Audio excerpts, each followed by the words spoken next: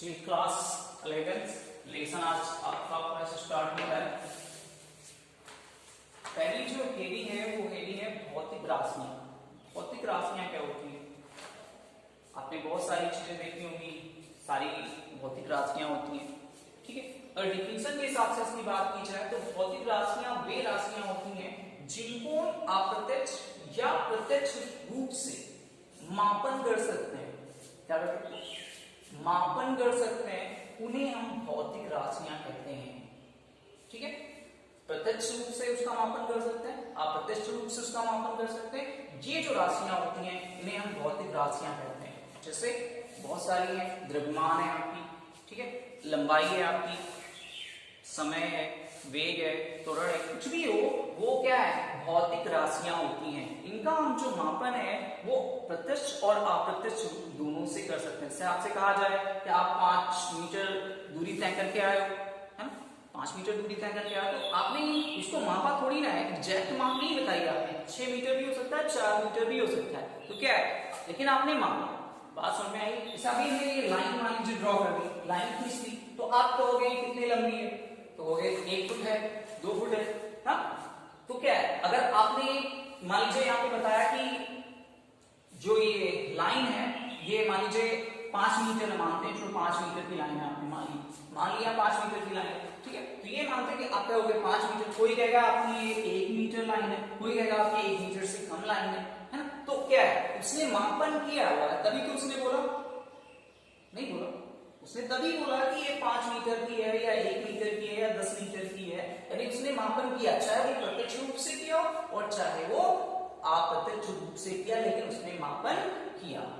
तो जो ये मापन हुई राशियां, इसे हम भौतिक राशियां कहेंगे, चाहे वो अप्रत्यक्ष तरीके से की हो या फिर प्रत्यक्ष तरीके से। समझ में बात आई? तो इसे हम भौतिक राशियां कहते हैं, वे राशियां जिनको हम प्रत्यक्ष या अप्रत्यक्ष रूप से मापन कर सकते हैं, उन्हें हम भौतिक राशियां कहते हैं। आप चाहे जो भी राशि ले लो, द्रव्यमान ले लो, लंबाई ले लो, वेग ले लो, त्वरण ले लो, कुछ भी ले लो, वो सारी राशियां जो होती हैं वो भौतिक राशियां कहलाती हैं। समझ में आया होगा, ठीक है। उसके बाद मापन क्या होता है? चलिए नेक्स्ट रीडिंग आते हैं। मापन, मापन क्या है? देखिए हम लोग अपनी दैनिक लाइफ में या दैनिक जीवन में बहुत तरीके से मापन करते हैं, लगभग हर चीज का मापन करते हैं, नहीं करते, कुछ भी लेने जाते हैं, ठीक है, तराजू में तौल के दिया, लेकिन फिर भी लगता है कि 1 किलो, जैसे मान लीजिए कोई चीज ली तो लगता है 1 किलो है या नहीं, तो हम मापन कर रहे हैं। हमने देखा जरूर, उसने जो व्यापारी था उसने दिया, हमने माप के तौल के दिया, लेकिन फिर भी सोचते हैं कि यार इसमें कुछ कम तो नहीं है। तो ये जो है वो मापन है, वो अपना अपना एक तरीका है मापन करने का। तो यहाँ पे मापन क्या है? देखिए मापन करने के लिए क्या होना चाहिए, हमें कोई ना कोई जो राशि है वो ज्ञात होनी चाहिए, है ना, तभी तो मापन कर सकते हैं, नहीं कर सकते। आई बात समझ में नहीं आई?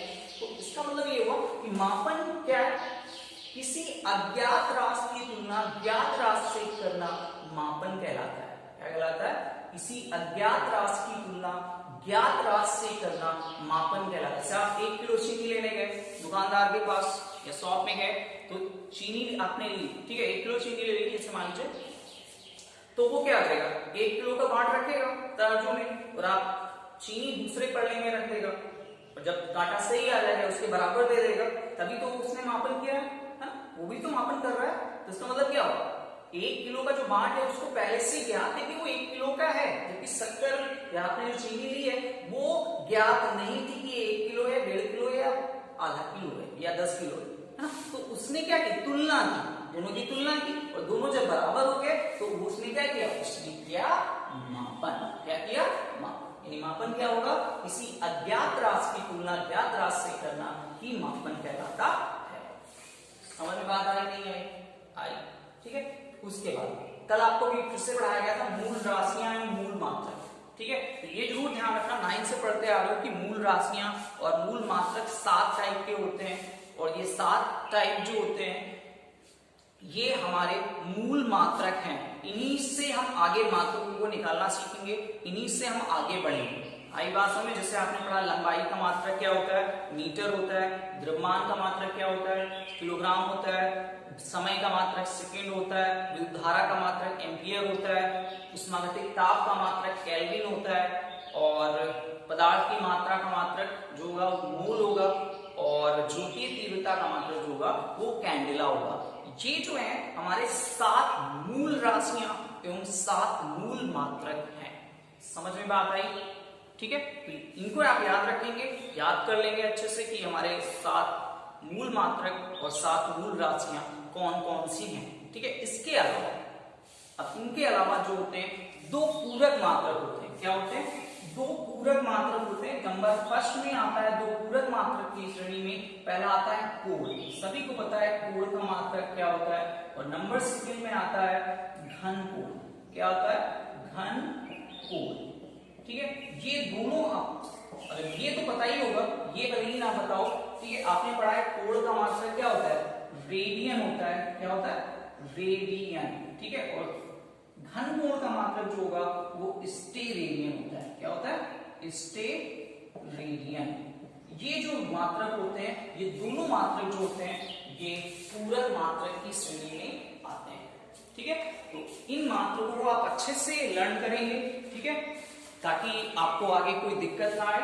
ठीक है, तो कोण का मात्रक रेडियन होता है और घन कोण का मात्रक क्या होता है? स्टेरेडियन होता है। उसके बाद आपको पढ़ाएंगे मात्रकों की प्रणाली। ठीक है, मात्रकों की प्रणालियां।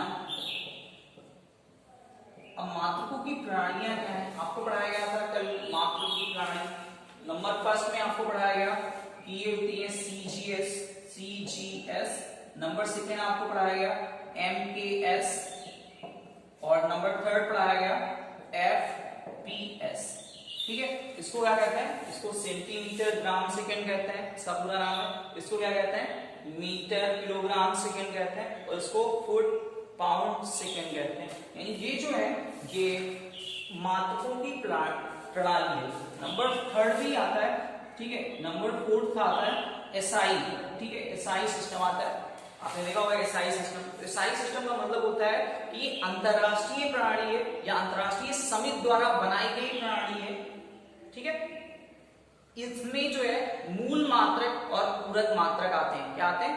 मूल मात्रक और पूरक मात्रक आते हैं। जैसे लंबाई को लेना है, किसमें लोगे आप? मीटर में लोगे। द्रव्यमान को लोगे, किसमें लोगे? किलोग्राम में लोगे। समय को किसमें लोगे? सेकेंड में लोगे। समझ में बात आई? आई नहीं है? कोण को किसमें लोगे? कोण को किसमें लोगे? रेडियन में लोगे। ध्यान रखना। ठीक है, कोण किसमें लोगे? रेडियन में। घन कोण किसमें लोगे? स्टेरेडियन में। तो ये एसआई आपको कहीं नहीं दिखता होगा, लिखा रहता है एमकेएस या एसआई प्रणाली। दोनों एक ही है, लगभग थोड़ा सा डिफरेंस है। इसमें मूल मात्रक आते हैं और इसमें मूल मात्रक। ठीक है, तो एमकेएस या एसआई पद्धति से कहते हैं। तो इतना समझ में आया होगा, आप अच्छे से पढ़ें। ठीक है, अगर नहीं समझ में आ रहा है तो आप कमेंट जरूर करें।